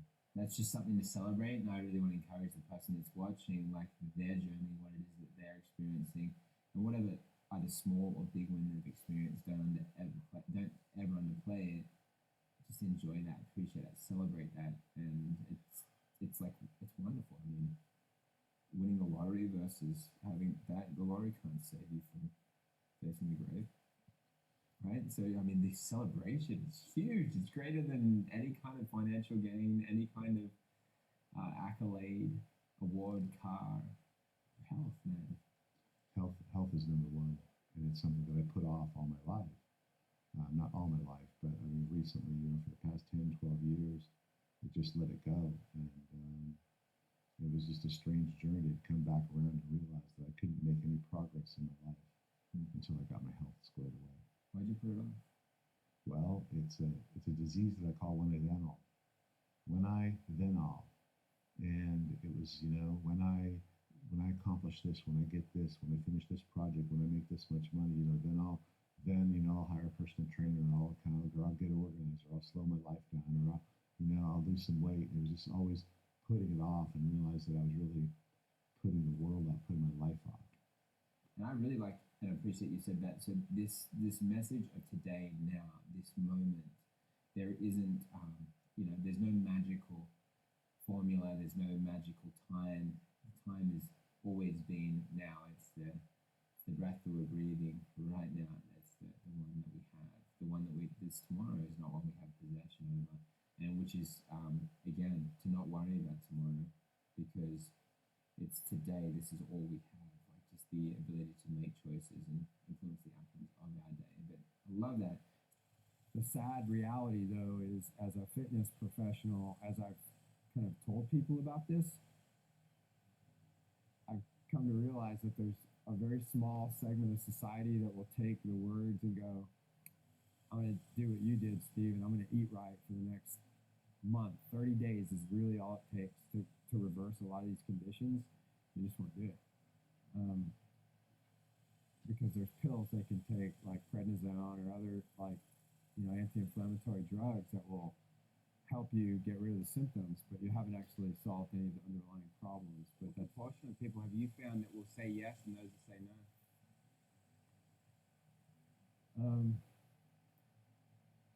Out of the people that I've spoken to, probably 70% won't do it. And only about 30% will actually take a proactive approach to eating right. And because the issue is, you can't just eat right a little. You got to go all in or nothing. And that's because, like, it's not about, removing gluten most of the time. If that ends up being the thing that ruined your small intestine is the gluten problem, then you can't just eat a little gluten because the problem's still there. And like Dr. Eve explained to me, and now that I've read, is like, if your immune system starts to fire off on gluten because it recognizes gluten for some reason as an invading body, it has a long memory. And so you can't just get off gluten for a couple of weeks and go, I'm good. Because even if your gut starts to heal, your gluten sensitivity, your antibodies are there, and your body remembers that. And so you got to go all in. We've heard how gluten can be a major trigger for people with autoimmune disease, and it should be eliminated here in the US, especially because it's not coming from organic sources. Even if it's labeled as organic, it is in fact genetically altered, and the alteration is very, very damaging for people suffering from autoimmunity and those that are wishing to prevent it. Now, when it comes to things like grains and nuts, these need to be carefully considered when forming our diet, and they may need to be eliminated for a time. However, we've also found there are ways to implement these into our diet as well. But when in doubt, it's good to remove them and get on a detoxing diet, which focuses more on fruits, vegetables, and other seeds that can help you rather than going for some things that may be for a time inflammatory for you. Let's explore what kind of benefits can come from implementing a plant-based diet. If you're trying to reverse disease, it takes a lot. That's like the pound of cure versus the ounce of prevention. And the reason that we were the first to show you could reverse all these different conditions in a scientific way is that most people didn't go far enough. And so it takes a lot to reverse disease. It takes essentially to be on a whole foods plant-based diet strictly, also to do an hour a day of meditation and yoga and other stress management techniques, to walk for half an hour a day, and to have love and support in your life by doing the support groups and also then taking those lessons into your everyday life. Now, on the other hand, if you don't have a life-threatening condition, it's not all or nothing. And paradoxically, I will add also that sometimes it's actually easier to make big changes than small changes, even though that's counterintuitive, because when you make big changes, you feel so much better so quickly. It reframes the reason for making those changes from fear of dying to joy of living, because your brain gets more blood, you think more clearly, you have more energy, you need less sleep, you can actually grow so many new brain neurons through a process called neurogenesis. Your brain can actually get bigger in just a few weeks. Your skin gets more blood. You don't age as quickly. I mean, I'm 96. I'm just kidding. Your heart gets more blood. Your sexual organs get more blood in the same way that Viagra works. And so everything gets better in that way. But if you're otherwise just healthy and you want to lose a few pounds or, see if you can get off some blood pressure medicines or those kinds of things, one of the interesting findings that surprised me in all of our studies was that the more you change, the more you improve at any age, which is really empowering. Now, I predicted incorrectly, as it turns out, that the younger patients who had less severe disease would do better than those who were older and had more advanced disease, but I was completely wrong. It wasn't how old they were. It wasn't how sick they were. The only thing that mattered was the more you change your diet and lifestyle, the better you get at any age, which is really a great message to be able to give people. The immune system its role that it was designed for is to defend the body and to repair the body. And you see this with the various levels of the immune system, for instance, in the skin. The skin is a protective barrier. It is also part of the immune system, as well as are all of our protective barriers. If you look at the digestive system and the role that the cells within the digestive system play, 80% of the immune system actually resides in the digestive system. You know, I think we are accustomed to trying to reduce our body parts to having their one or two roles, but they all interact together, and they all each one needs to be healthy for other parts of the body to be healthy. And one way to illustrate how that all works would be, for instance, say, you know, if I stubbed my toe, and you might think, well, it's just a toe.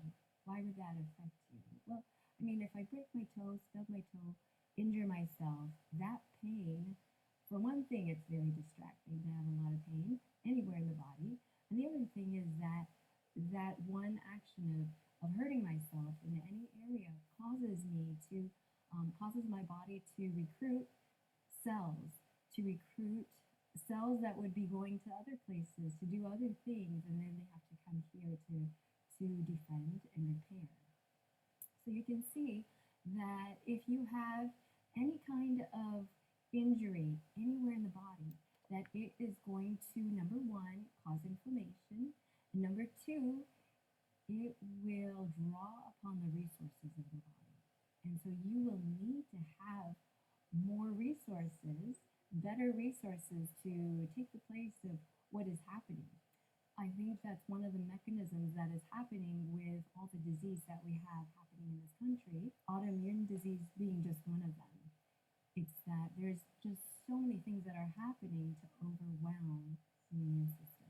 In this country, we have anywhere from 23, then NIH says 23.5 million, and then another website, I can't remember what the name was, but it says that we have upwards of 50 million people who have autoimmune disease. And that number, of course, is growing every day. 50 million is an incredible amount. And the thing is that by the time they get to the point that they have enough antibodies, they are diagnosable, it's been developing for many, many years, because it's not like you wake up one day and you have a disease. It's something that your body has been trying to deal with for a long, long period of time.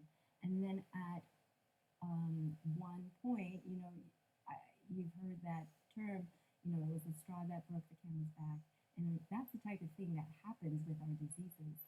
We have to remember that, you know, we define our diseases based upon certain numbers that when they get high enough, we say, okay, that's a disease now. For instance, diabetes. You know, a lot of patients will say, I don't have diabetes. My doctor says that I'm borderline. And so it's controlled by diet. The thing is that we all know there is a spectrum. You know, you might start out with a fasting blood sugar of about 85 or so, and then it might start trending upwards, or you might be having very elevated high blood sugar levels after you eat. These are all things that are getting worse, more frequent, causing more symptoms as our blood sugars are more elevated for longer periods of time, until you get to that point where your fasting blood sugar is over 200, and now you're diagnosable as somebody who has diabetes. And it's the same thing for autoimmune disease. You know, if you have, for instance, a low-grade chronic infection, or if you have gut bacteria that say you've been on a major antibiotic and you've had significant stress, you have all these things that are contributing to your gut health not being very good, and the gut bacteria being unhappy with their home, and now you have new bacteria that are able to put up with the kind of environment that you are providing for it, with, you know, whatever kind of toxic lifestyle practices that many of us have. You are going to find that you are going to suffer from the inflammation, low grade infection that many people don't realize that they have. And it is causing, when you have inflammation, it causes cell death. Cell death results in, basically the contents of the cell being released into the environment. I'm curious, with wheat, would it class as genetically modified because of the dwarf species? So this is a word game that agribusiness plays. So they say, because they actually wrote press releases and articles, Davis is wrong, there is no such thing as genetically modified wheat. Well, one, I never said there was, but they're playing a game. They're saying that no gene splicing was used to create modern wheat. That's true. No current strain of wheat has been undergone gene splicing to insert or eliminate a gene. Other methods were used. Mating with different strains of wheat, mating wheat with wild grasses, because wheat is a grass. It's a seed of a grass, the stuff we actually buy. And then the techniques of mutagenesis, and the introduction of mutations that change the behavior of the plant. But as long as it makes bread or rolls or pita bread or bagels, they're happy. And so every time they introduce sometimes dramatic or extreme changes into the plant, there's no requirement by the FDA or USDA or any other agency around the world to do human testing to see if there's an increase in allergy or immunogenicity, immune disease-causing properties. There's no requirement for testing. You can introduce all kinds of bizarre changes into your food, and no one asks you to prove that it remains safe for humans. And so this stuff has been on store shelves for over 30 years, and people have been consuming it, but it predates genetic modification. So ironically, I'm not a defender of genetic modification, but ironically, genetic modification is an improvement over the methods used to change modern wheat. Whoa. You're kidding me. No. It's even worse. Yes. Everyone knows how bad GMOs are, and wheat is not in the category of GMO foods, but it's not GMO. It's something worse.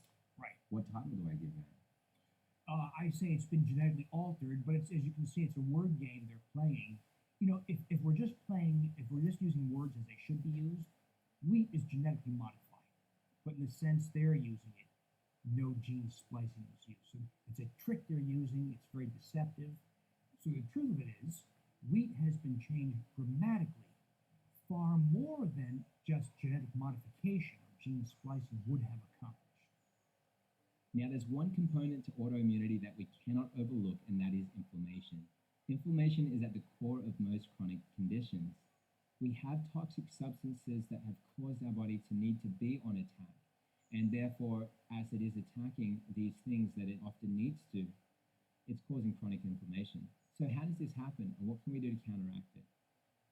So when you look at one of the root causes of autoimmune disease, which is inflammation, essentially anything that causes an inflammatory response in the body can trigger autoimmune disease. And this list is yay long. Top of the list, toxic thoughts, toxic foods, toxic pharmaceuticals. Virtually every pharmaceutical you're going to take is going to have an inflammatory response on the body. It is absolutely mind-boggling to realize that the products that we put on our skin and our hair, that we brush our teeth with, all this stuff is laden with chemicals. And to whatever level, whether minor or extreme, it will cause an inflammatory response. So we have leaky gut. Okay, we have fatty liver.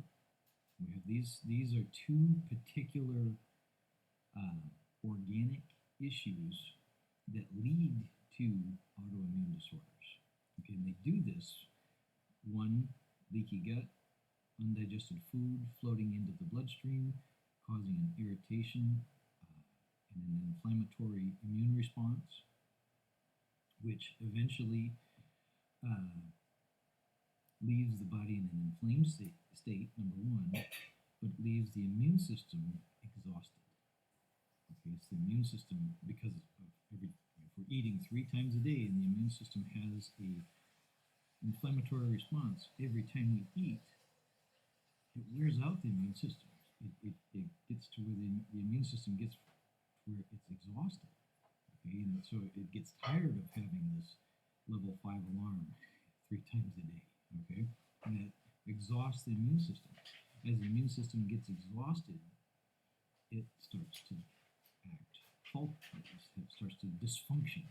Okay, it has a faulty function, and that's where autoimmune disorders start to happen. The other thing is the liver. The liver that is not filtering properly. Okay, whether due to toxicity or nutritional deficiency or both at the same time, the liver is not filtering properly all these toxins that we're exposed to every day, which there's 80,000 known toxins that we are exposed to on a daily basis just in our homes. Okay, it's a massive number. Okay, if the liver is not filtering all these toxins out properly, it starts to store them. When the storage bin is full, guess where they go?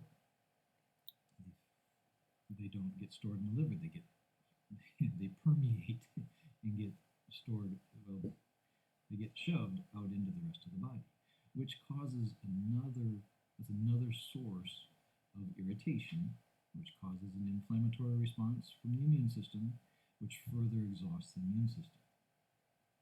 Okay, so I hope I'm painting a picture here that you can understand that if you are suffering from an autoimmune disorder, it's not because you have an overactive immune system. It's because you have an exhausted immune system. An exhausted immune system loses the ability to differentiate. Okay, it's kind of like the blindfolded boxer. Remember we talked about the heavyweight champion, okay? He goes out there. Well, if he goes out there blindfolded, he's super powerful. Okay, he can go out and knock out anybody. But if he's blindfolded, he can't tell who he's going to knock out. It may be the person that he's supposed to knock out. It may be the referee. Okay, if he's blindfolded, how is he supposed to tell? How is he supposed to differentiate? Right? And so, an exhausted immune system is in that same position. It's blindfolded and it can't differentiate between what's a pathogen or a toxin and what's my liver or my shoulder or my thyroid or my brain. Okay, that's what happens with an exhausted immune system. So to take a step back, this is my explanation to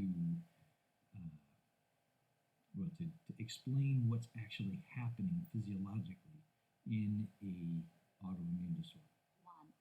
Obviously, we're going to be trying to decrease inflammation, so we're going to use something that is anti-inflammatory. And anti-inflammatory herbs could be, and this is in no particular order, curcumin that many people are talking about and hear about right now. Ginger, another herb, is good. Boswellia, which is also called frankincense that we spoke about prior. Silybum, which is like milk thistle, which is actually a liver detoxifying herb. So let me just talk about one herb right now and then we continue on that. So curcumin. So why is curcumin really useful, or why has this become this superfood or this rave about everybody talking about turmeric and food doses of turmeric and supplements of turmeric? Curcumin has been found out to inhibit something called COX inhibitors.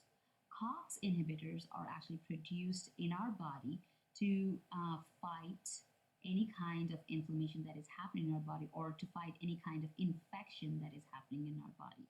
So when our body is now trying to react against itself, it's producing more COX inhibitors against itself instead of a source that is coming from outside. So curcumin, which is a substance that is found in turmeric, which is a root or a rhizome that's been growing for thousands and thousands of years, and it is an ethnic food or a very staple food in a lot of different countries. It's been present in the Mediterranean for a long time, in all the Asian countries, and people have been using it at food doses in different for all their different meals. But now science has found out that the substance that is present in turmeric, the curcumin, is able to inhibit any kind of inflammation, and that's why turmeric now has become the superfood that is good for all kinds of body aches, bone pains, muscle pain, inflammation anywhere in our GI, any ulcers in our body. So, but turmeric by itself is it's a substance you can actually make different things about. One of the most common things we talk about when we talk about ingesting turmeric, if you're not using it in food, is something called golden milk. Golden milk is just pure turmeric in either a dairy or a non-dairy alternative that you could use: almond milk, cashew milk, rice milk, and then you add turmeric, and then you can spice it up or season it with other spices. Some of the ones that I like personally using is black pepper or cardamom or cinnamon, and then you can add coconut oil to it, which is the fat that actually helps in absorption of all of these vitamins that we're actually ingesting into our body. And when we do something like this, and when we take this, say we have all of these ulcers in our body, what turmeric really does with the milk is, as it goes and travels through the digestive system, it is coating the digestive system in a way that it is actually coating all the ulcers, the inflammation. It's like a soothing balm. Like when we get hurt and we have this open area in the way we put a band-aid, so instead of putting a band-aid, if you use an ointment or Vaseline or something like that, you're actually using a soothing balm that will prevent external forces to come and infect it further or to abrase it any further. And it's not something that will just last forever and ever. It's something that you have to keep doing again and again to prevent inflammation. And at the same time, it will also cause healing in the body. Another herb that is very commonly used for inflammation is ginger. And ginger, again, has been present for thousands and thousands of years. People can eat, and this is also another rhizome that grows underground. So when we purchase this, we're not only getting the ginger by itself, it's all the nutrients of the soils, the probiotics that you're getting with it, the prebiotics that you're getting with it, all the different nutrients that are present in the soil that are being absorbed with ginger. And ginger has also been shown to be anti-inflammatory. And ginger is not just used for inflammation, but it is used for all kinds of GI upsets, for gas, for bloating, for constipation, for heartburn. So ginger does the same thing, and you can use ginger in several different ways. You can just eat raw ginger. Many of us are familiar with eating sushi, and with sushi we're always just using ginger with it, or we're eating raw ginger. This is a very common fruit, or I mean not a fruit, sorry, a vegetable that is present in all kinds of Asian ethnicities. And you can either eat it raw, you can cook with it, you can make teas out of it, you can make paste out of it, even topical ginger. When you have an abrasion or you get hurt and you have a cut or a scrape, and you just use topical ginger on the place, actually helps with healing of that place. And so imagine what it's doing to us internally. Another different herb that was already talked about, but it was talked about as an essential oil, is frankincense. Frankincense, also called boswellia, has been shown in a lot of different studies to, again, be anti-inflammatory. And when we're using frankincense, it is the resin part of it, because it's not really the herb by itself that we're using the resin part of the herb. And frankincense is now sold in capsules, as extracts. You can make essential oils, obviously, about it. And so you can ingest it internally, and you can use it externally as an essential oil. So these are some of the inflammatory herbs that we can talk about in autoimmune disease that are more commonly talked about and more commonly used for treatment. One reason that many patients become frustrated and even lost when it comes to dealing with their health is because the healthcare provider may not be taking the time to truly understand their condition and their symptoms. The healthcare system is not really set up to facilitate true doctor-patient relationships. It's more about moving people through an accelerated rate in order to gain the most profit and not lose money by spending too much time with the patient. Because of this broken system, it makes it hard for someone to even realize when they're beginning to develop an autoimmune condition, and so it's often not stopped in its early stages, but is allowed to develop until it becomes increasingly difficult to reverse. And they're lucky because they know that they have it, whereas all these women that don't know they have it. Or denied that that's the reason for their symptoms. Right? These poor women, particularly, obviously being around 10 to 1 women and men, and these poor women that get so often told that they're just, it's in their head. They're depressed. Actually, so that was another piece of the story I didn't tell. So when I first got my results, my primary care person was out because she had broken her ankle, and I had seen the results the day before because I was in for a routine annual, and I just happened to see them in the computer kiosk. And I saw the antibodies, and I knew what that meant, and my TSH was elevated, and I went in for my results, and there was a physician who was substituting for my primary care person. And the first thing he said was, I think I said something like, oh, I saw that my TSH was elevated and I had antibodies, and that makes sense because I've been experiencing any number of symptoms, including the cold intolerance too and other stuff. And he said, how do you know you're not just depressed? And I wanted to throw the chair at him because it was such a cliche. And I just said, because I wasn't depressed 2 weeks ago or 3 weeks ago, and had nothing to be depressed about. And I just got up and left. And my primary care was like, oh yeah, this is what it is, and here you go, here's your prescription. And I started the discovery process after that.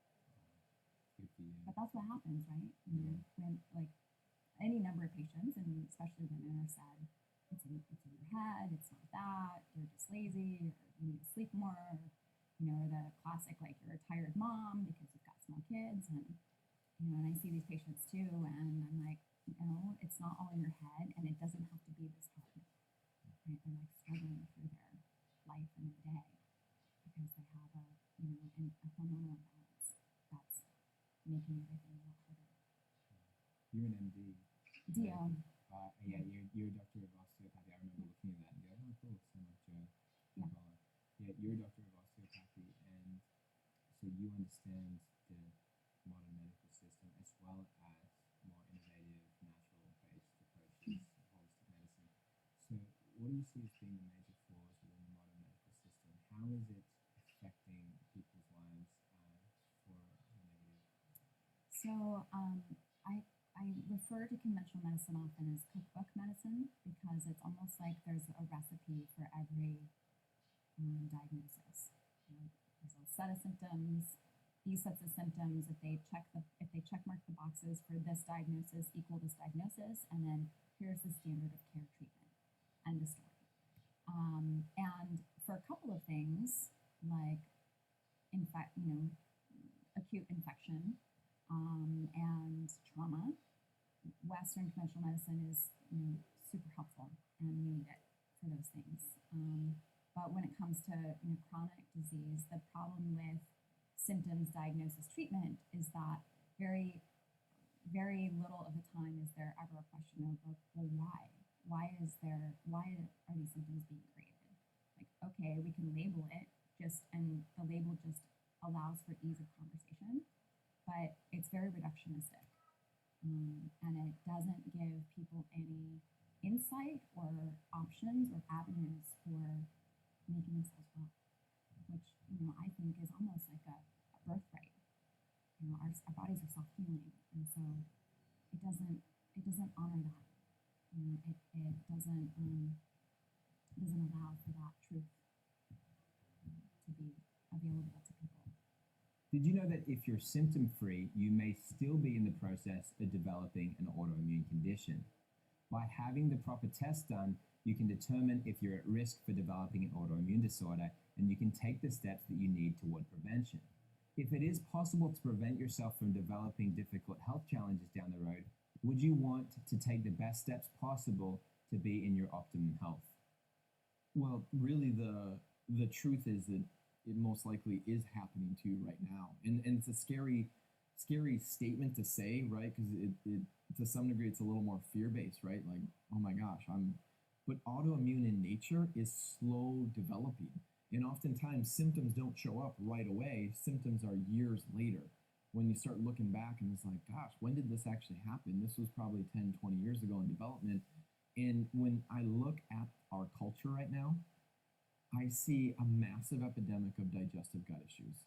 And one of the primary gateways to trigger autoimmune is having gut issues. So if you have any type of digestive symptom, I mean, you want to say, okay, this is opening me up to possibly even trigger an autoimmune in my body. So fixing the gut, making sure the gut is healthy is really a critical thing, but it's quite daunting actually when you think about how many people probably do have autoimmune right now. Yeah, I mean, when I look at what's the strength of the classic treatment for autoimmune conditions, I don't see anything on that list. So I'm pretty much, from a practitioner standpoint, clinically, it's what is natural, what is more of actually going to the source, and that's really the key. Because when you boil it down, autoimmune means that there's an imbalance in the immune system. You know, it's often referred to that it's your body attacking itself, which is correct. And it's all involves the immune system. So of course, when you look at autoimmune, there's immune in the word, right? Immune system, the one primary goal for the immune system, and this is all that it does, is it kills stuff. It kills pathogens, it kills bacteria, it kills viruses, it kills parasites, and that's its job. Right now, we're dealing with an onslaught of chemical toxicity, which is starting to trigger autoimmunity that our bodies were never meant for, and it gets us into a bad place. So fixing the gut, making sure the gut is healthy is really a critical thing, but it's quite daunting actually when you think about how many people probably do have autoimmune right now. So I see a lot of immune dysregulation. Autoimmune disease is historically thought to be incurable, and most people come in with a particular diagnosis. So we can talk about like Crohn's or ulcerative colitis or neuromuscular diseases like MS, and they are on a trajectory where they have to, maybe take multiple medications to try to manage the progression and or the symptoms. And yet, even with that, oftentimes, they either become symptomatic again or, they break through the symptom control and they come looking for a new answer. And it's not uncommon. It ranges from just dietary and lifestyle changes being 100% turnaround, no medications needed, completely asymptomatic for, indefinitely, to there needing to be more, disease reversal work, like putting together the stepping stones that led to this signaling to go awry, and reverse engineering that so that people can get back to a place where their bodies become self-healing and they're able to find a place back to optimal health. And I definitely see that with pretty much every autoimmune disease across the board. Antibody, evidence goes away completely. So even from an objective data point, it's gone. And subjectively, they are not needing medications. They, a lot of people actually lose weight in the process too, even when they're not trying, because of the reasons that they're holding on to things to begin with. They're all of their systems start working better. So, the hormonal system is actually one that is a later downstream impact point from some of these more root cause issues, like whether it's immune dysregulation or these inflammatory processes. So they get their, balanced hormonal signaling back. Their mood changes, because a lot of autoimmune diseases come with, suppressed mood. And I would say over 90%, maybe even more than that, have complete reversal of their disease process and their symptoms and are asymptomatic, not on medications. And it's remarkable, and yet, even though it happens over and over again, it's still this thing that's, surprising every time. Because they actually have to do a lot of work to get there. At the same time, we have, a roadmap. I think the main message is that if you keep your buffer resilient and your ability to navigate the influences and the ups and downs and the exposures of life. If you choose wisely and you keep that buffer in place, you don't actually ever have to get sick, and you don't even really have to engage this concept of aging or age-related diseases. And it doesn't mean like you can't have fun, but there should be that as highlight points of your life rather than the thing that runs your whole life. And so if you're able to make as many choices as you can that keeps that resiliency intact, you're good, and you can actually enjoy things along the way without succumbing to some sort of disease process or level of unwellness. We're not born with that. We're not born to break down and to get sick. Perhaps you've been in a situation where you've had symptoms that you can't explain, that even the doctors can't seem to explain. Perhaps you've had to have multiple tests done only to find out that they're inconclusive. But don't give up hope. A functional medicine doctor may have the tools that you need to finally be able to understand your puzzling health problems, to help you come up with an ideal plan to heal your body and prevent further conditions from developing. To be honest, I don't know if I want to continue because of the resistance. Like there's that point, and I feel like probably even the listener right now, with whatever health struggle, autoimmune, you're dealing with your family member, where you get to a point where you're like, is it even worth it to keep going? And it always comes back to what's your why, like what drives you. And I will tell you that I have a 5.5-year-old daughter that was a blessing, and it really forced us to do things and help my wife that we wouldn't have if she didn't come along. But I look at where we're going to be in 20, 30, 40 years, and if I have the opportunity to change it, I'm going to, because I want a better future for my daughter. And it's that mentality that's going to allow us to change the culture in the health world, but it's also going to allow you to move forward and get well health-wise, because there's always dips. We always think it's like this, Jonathan, we think it's like this linear climb, right? Like, oh, I figured out what I have. Now I'm going to start, removing the sources and fixing and really working on my body. I'm going to start going like this. It's like this. Like there's days where you don't feel well, and it is what it is. But you got to keep your eye on the bigger picture, because that's the direction you're going in. Don't focus so much on how you're feeling today if it's not good. Think about the big picture. Obviously, we want to live in the moment, but it's really that I hope I can give some hope to the listener to know, what? There is hope. And even if we're up against a wall, you know what? I'm going to fight even harder, because that's just my nature. There's a time where I'm like, is it worth it? And then I'm like, but what else would I do? Like I'm put on this earth for this, to help with this. This first episode has really been about helping you learn what's going on inside your body when you have an autoimmune disorder. We have explored ways that you can prevent autoimmune disease and have seen that it's possible to turn it around. Don't give up hope on your health. Stay with us in coming episodes to find out in more detail how various autoimmune disorders can be reversed. You'll have this incredible opportunity to hear amazing transformation stories from those who've overcome dementia, Lyme disease, adrenal fatigue, and thyroid disease. You won't want to miss out on this life-saving health information. I hope you enjoyed this episode.